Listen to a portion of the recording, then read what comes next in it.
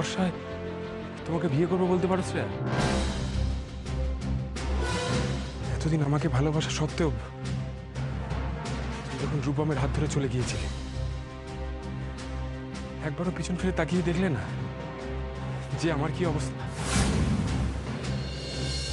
দেখুন, আমি খুব সাধারণ ঘরের ছেলে।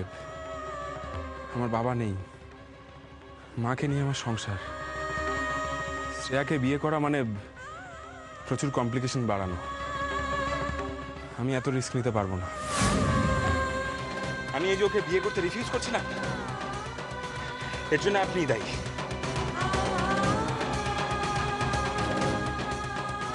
ওর এই ক্যারেক্টারের জন্য আপনি দায়ী, আপনি দায়ী, আপনি দায়ী, আপনি দায়ী।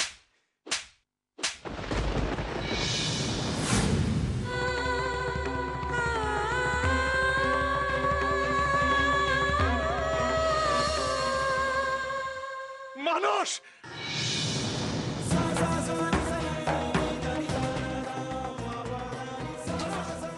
মানুষ দাঁড়াও, দাঁড়াও, মানুষ, মানুষ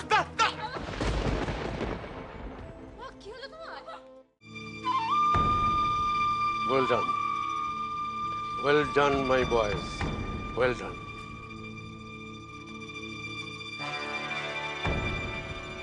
এখন রুদ্রনাথ মিত্র চাইলে একটা মানুষকে অমানুষ বানিয়ে দিতে পারে।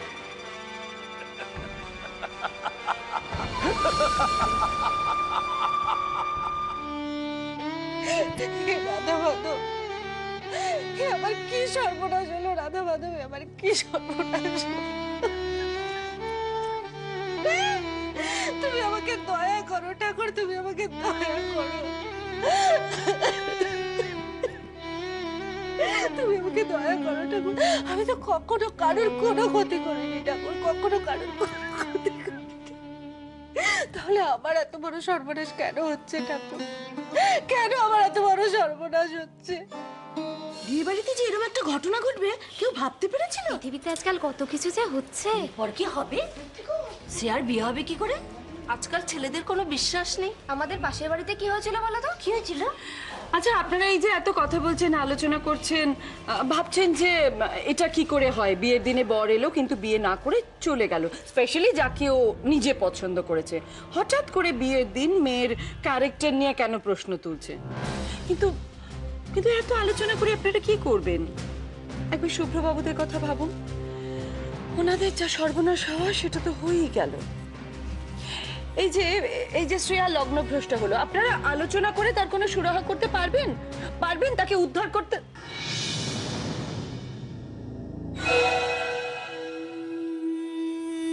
ঝিমলি, এরপর তো এই ঝিমলিরও বিয়ে হবে না।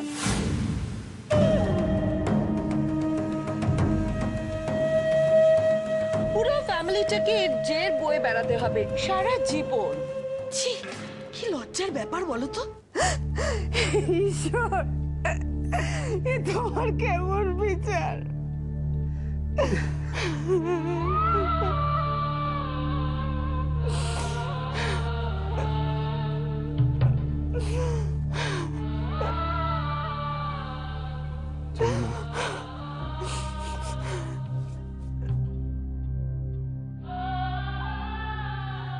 আমার মন বলছে, আমার মন বলছে